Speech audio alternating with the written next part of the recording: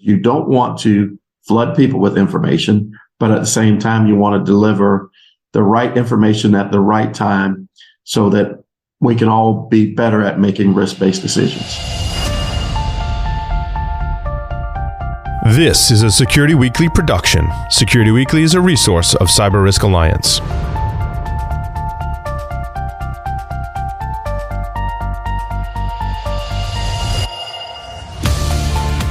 The Cybersecurity Collaborative and Google Chrome Enterprise is proud to present CISO Stories.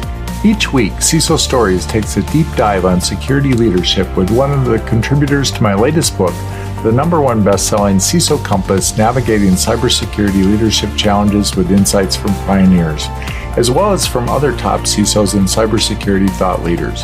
Listen to previous CISO Stories episodes at securityweekly.com/CSP. The Cybersecurity Collaborative is a unique membership community enabling cybersecurity leaders to work together in a trusted environment. To learn more, visit securityweekly.com/CSC or visit cyberleadersunite.com. I'm your host, Todd Fitzgerald, and this week we welcome John Sapp, VP and CISO at Texas Mutual Insurance Company. I started as a software developer, and I just reached a point in my career where developers knew more languages than me. They were younger. They were coming out of college. They were less expensive than me as a resource. And so I was looking for something to transition into. And being that security was a component of what I was doing as a developer, I started to look into that. And right about that time, my mentor and manager at the time was being asked to start up this security risk management function within the organization. And she asked me to come along and help her figure out what that meant because she had no idea. And lo and behold, we started on a journey. I went to a boot camp and ended up taking the CISSP and passing it. And, but it was always about protecting. And, I see myself as a protector with family and friends. And it's a great opportunity to do that in a much bigger way. You must have been one of the earlier CISSP holders. Yeah, it was probably about 2007 when I did that, and that was about the time where the CGIT, the Certification in Governance in Enterprise IT, when those were becoming popular. So I actually achieved that one. And, it was just, for a while, I was on a certification run. But what my mentor told me, because I thought about going into doing the tuition reimbursement and getting my degree, because I went to a vocational high school where I learned to write software. So never went to college because graduating high school, I was already doing what I wanted to do, which was developing software. So she asked me, why would I want to do that before she signed off on the reimbursement? And I said, well, I'm going to need this at some point in my career. And she says, no, you're a specialist. Security and risk management is what you do. It's a specialty. Getting a college degree, while it's a great accomplishment, and if that's what you want to do, go for it. But you specialize in security and risk management. And right now, those certifications are more meaningful to a future employer because they validate your knowledge and experience as it is right now, not what you did 10, 12, 15, 20 years ago when you would have gotten a degree. So certifications will be more applicable. So that's what caused me to go down that path. That's interesting because I personally was on a certification run for years, and I had this my CISSP I earned in 2001, and at the time there was no book. There was one book from a guy from India who had all these different letters after his name, and it was a very detailed book. And it was the only thing that was available because the whole idea of the CISSP is you didn't study to pass an exam. You didn't read a book to pass an exam. And so they didn't want to create a book. It was about the body of knowledge. It's about knowing the field. And it's nice that we've evolved to where people can study, and the CISSP book is about 2 inches thick these days. But I also found I was doing one certification a year, just as a personal goal, and it was really not to get letters. It was to enhance that knowledge, because that's the knowledge that we really need to bring into this field. Yeah, I couldn't agree with you more, and that was it for me. Is they did have a book when I finally did it. You were well ahead of me in that regard, but they did have a book, and at that time I think it had a CD that had some sample questions and practice exams and things like that. But I couldn't agree more. With to me, certifications, because we have to, especially when you're trying to hire and build a team, you have to have something that gives you some level of insight into what the candidate's knowledge base might be, and that I think they're a great way to do that. Yeah, well, I find that's very inspiring, because we've had a lot of conversations lately about, do you need a college degree to get into this field, and what's really important, and what you're really honing in on is it's about the skills that you have and being able to demonstrate those skills. And it may be harder to get that first job without the degree, but it's also, if you work the way within your organization into the security team while you're doing something else, that's also another pathway. Right. So today we're going to talk about cyber risk governance, the hype, hope, and reality. So walk us into that. Yeah. So the whole concept of hype, hope, and harsh reality was something that I was trying to look for a way to drive conversations with people around the topic, and so I started that a few years ago. But today's particular focus being cyber risk governance, we have for years as CISOs been trying to conquer the challenge of how do you report to the C-level? How do you report to the board? How do you deliver them the information they need to understand whether or not we are effectively and efficiently managing risk as it relates to a cyber attack? And it's always been a bit of a challenge. We've always come up with, what is the right level of metrics? Are qualitative metrics enough? How do you quantify that risk? What do those numbers mean when you put them on a slide? And, we went from balanced scorecards and all these different approaches in terms of trying to figure out how to create a slide no more than 2 that you could put in front of them. And one of the things that I always understood and learned at the beginning of really getting into security and risk management was that you don't put more than 20 words on a slide if you're going to give it to an executive, because it will go right over the top. They won't understand it, and you will have lost your audience, because if they give you 15 minutes on the agenda, you probably got 10, if you're lucky. But it's about the evolution of being able to orchestrate. And, we use the term orchestration in security for a while around automation and those types of things. But the orchestration of metrics is equally, or I think even more important, in how you visualize the information, the story you're trying to tell about your program. And so to me, the hype is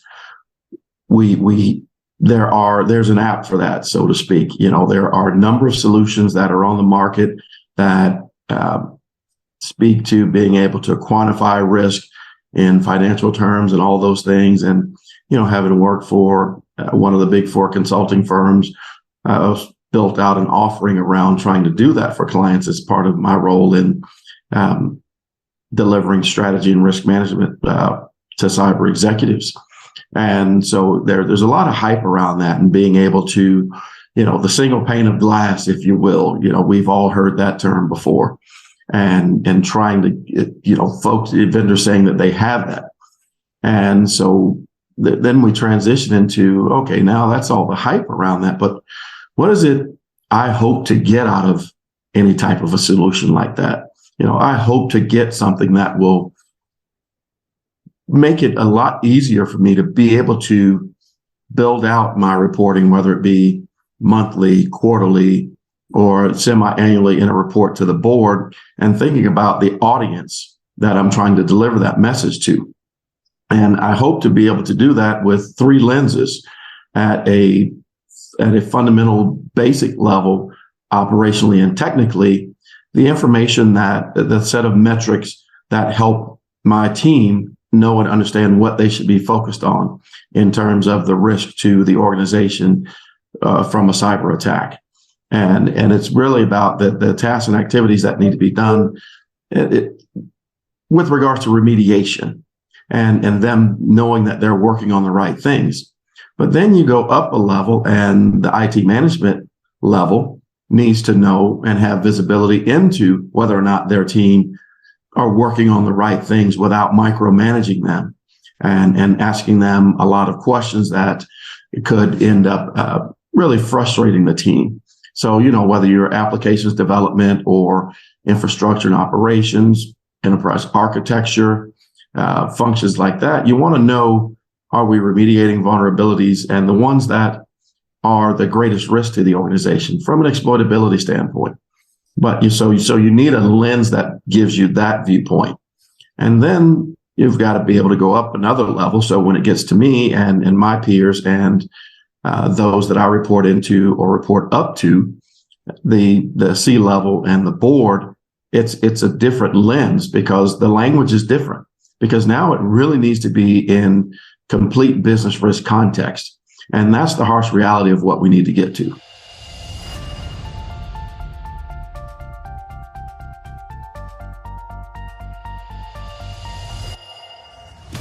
The article this podcast is based upon can be viewed in the best-selling cybersecurity leadership book, CISO Compass, Navigating Cybersecurity Leadership Challenges with Insights from Pioneers.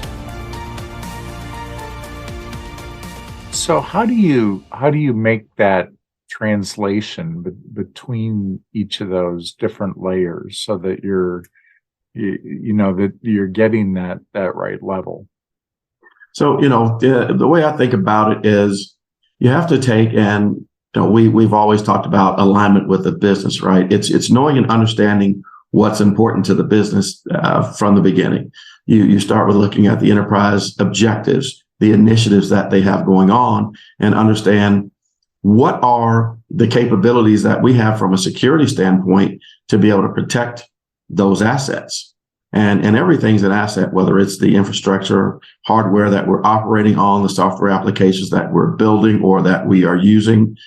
It's also the business processes. It's the intellectual property. Data is certainly one of our most valuable assets. It's anything that is leveraged to utilize to drive the business, whether it's from growth or delivering the products and services. So it's understanding that and then taking a look at it and what are the controls that we have in place and understanding that from a technical perspective. And now we can say, okay, well, this is our biggest revenue generating business unit. And within that business unit, we have an application that is, order to cash. That's always a very important one, right? Because that's goes directly to your bottom line. And so it's understanding what are the threats that could impact that. And impact is, I look at it in terms of categories of risk. It certainly, if that application, let's say a denial of service attack, is the most critical thing that can happen there, and we've got a vulnerability or an exposure to that, if that application is offline, it's going to give us some operational risk because we can't support and service our customers. It's certainly going to lead to some financial risk because if we can't service those customers, and it's really important to know and understand what line of business you're in. So let's say you're in a pharmaceutical distribution business where you have to pick, pack, ship, complete, or that customer moves on to their alternate source. And so if that system is down for, it could even be an hour that operational impact could be far more far reaching than based on that particular business need and requirement from a customer standpoint. So it's being able to help the business understand that, well, this is what our roadmap looks like. This is what our strategy looks like, because we have taken a look at and understand the business. And these are the impacts that we're trying to prevent.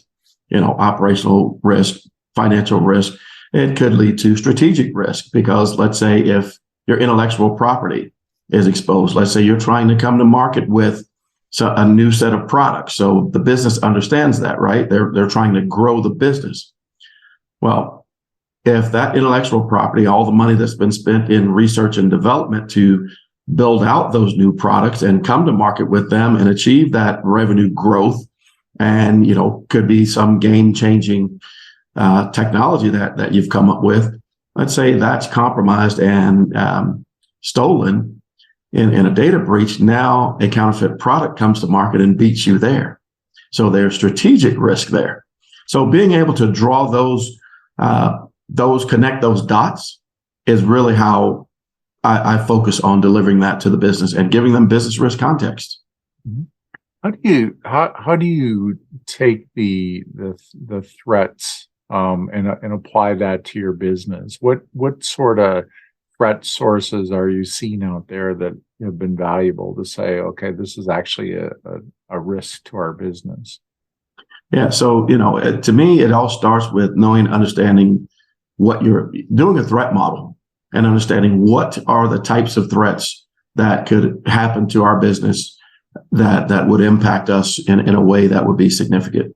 So it's taking that and really leveraging. So based on that threat model, I'm leveraging threat intelligence through my endpoint detection and response capability, my broader extended detection and response capability, to know and understand based on the vulnerabilities that exist in my environment.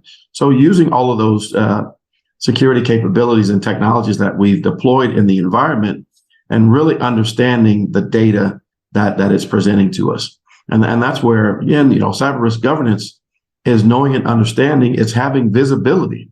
So if you don't have visibility into what your exposures are, then it really is difficult to know and understand or apply threat intel to help you understand where that exploit could occur and what that impact could be. So, I think every solution today, or at least your leading solutions anyway, have threat intel sources. Some are ones that they purchase. A lot of different leading sources out there.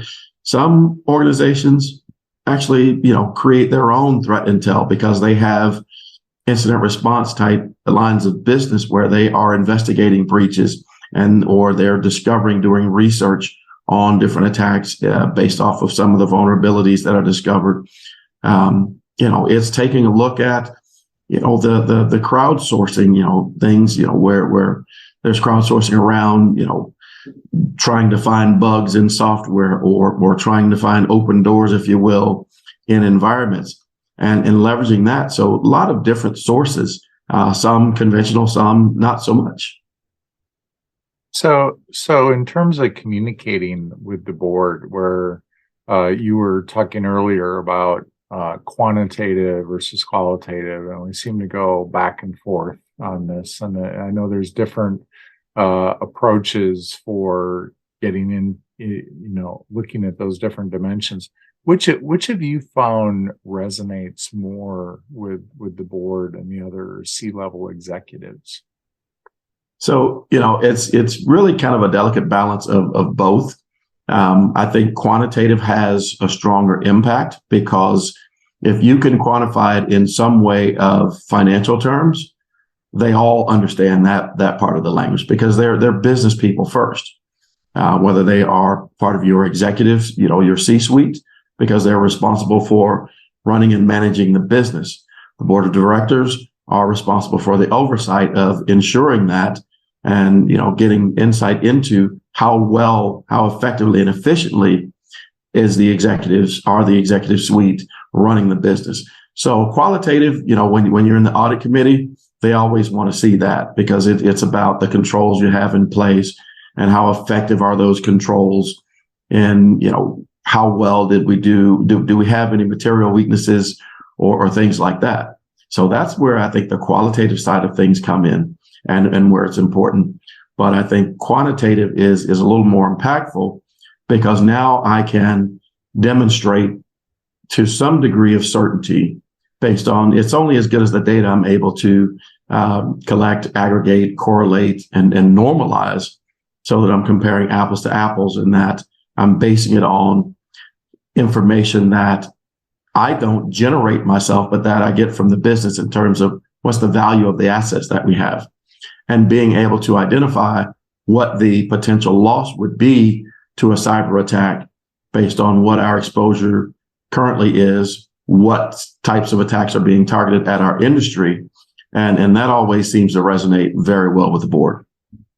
So what's the harsh reality of this governance risk? What are these biggest challenges that the number one challenge is, to me, it's hard. It's not an exact science. You're always looking for what's the right combination of information and the right way to visualize it. So I'd say the number one thing is that it's very hard. Number two is getting quality information, being able to aggregate and correlate all of the data points that you have coming in. And it's very difficult to bring business and technical information together and deliver it in a way to different audiences in a way that it resonates. So being able to paint that picture and in a way that's understood, because sometimes it's because you don't get much time to get into the details of explaining it. It's again, that it goes back to being very hard. And I think, the final piece of it is what's the understanding the right cadence in which to report it, because you don't want to flood people with information, but at the same time, you want to deliver the right information at the right time so that we can all be better at making risk-based decisions. How often do you communicate with the board? I send a memo every quarter that talks about the program, the things that we're working on, and how much progress we're making. And every other quarter, usually the second and fourth quarter, is when I'll report. I'll actually do a presentation. I get about 15 minutes on the audit committee agenda to talk to them and give them an opportunity to ask me questions directly and understand what impact our program is making, both positive and where we have challenges.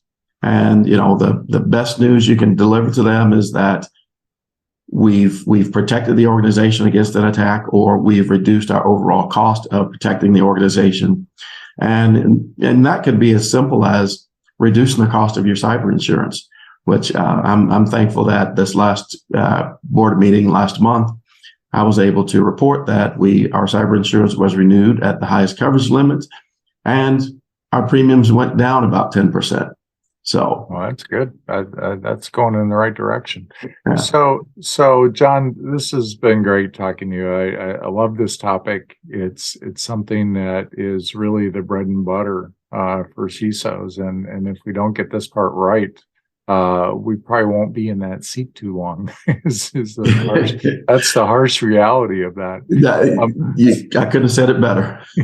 So what final advice would you give to emerging CISOs, current CISOs, experienced CISOs, as they're going down this governance risk compliance journey? I think there's one common theme, and it's to know and understand the business that your organization is in. And understanding how, I think it's always think about the fact that security does not generate revenue. However, we protect the generation of revenue. And we are always looking for opportunities to enable the business to be able to move at the speed and velocity that they want to move, but do so in a secure way. So think about building out a strategic roadmap that helps you understand that that's aligned with the business, and show that alignment. And just the more you can show your stakeholders that they are an important component to you, and that you're looking to provide them with what's in it for them, and that it's not a me first approach. It's about the business first, and security is there to support them. I think it goes a long way into building positive relationships, because the relationships with your stakeholders, and they need to understand that everyone in the organization is a stakeholder for security. That means right down to the end user, whether they are answering the phones or delivering the mail, or in the CEO seat. They're all stakeholders, and we're there to provide value to them. And it's being able to articulate what's the value of security to the organization and what the outcomes are that you're looking to achieve that support their goals and objectives. I really like the way you position that it's actually the opposite of how we've always communicated and said, security is everybody's responsibility. But you're flipping that around and saying security needs to provide value to the end users. I really like that. Yeah, absolutely. And thank you, because it is, when you think about it, your general end user, someone working in claims, they're just trying to do their job in processing claims or whatever their daily job is. And yes, we deliver security awareness training to them, and we tell them, click responsibly, if you will. And I didn't come up with that when there was a vendor who I saw that slogan at one of at RSA a couple of months ago, and I liked that, so I told him I was going to borrow that. But we can tell them it's their responsibility, but how can we help them fulfill their responsibility? And that's why I turn it around the way that I do. Yeah. Great advice. Thanks a lot, John. Thanks for taking the time today. Todd, thank you. I enjoyed the conversation. Appreciate it. And to everybody, stay safe out there. Thank you. Are you constantly thinking about how to keep your enterprise as secure as possible? Get to know Chrome Enterprise, the browser that will secure your organization without the added expense and complexity of additional browsers. Its simplified management features will free up your team to focus on critical security tasks that can be overlooked because of time and attention it takes to manage other solutions. Don't settle for a browser that compromises your organization. Visit securityweekly.com/Chrome now to start protecting your organization like never before.